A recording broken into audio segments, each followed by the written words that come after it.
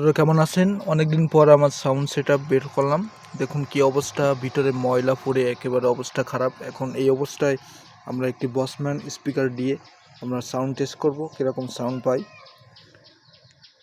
তাহলে শুরু করা যাক। আস্তে আস্তে করে সাউন্ড বাড়াই।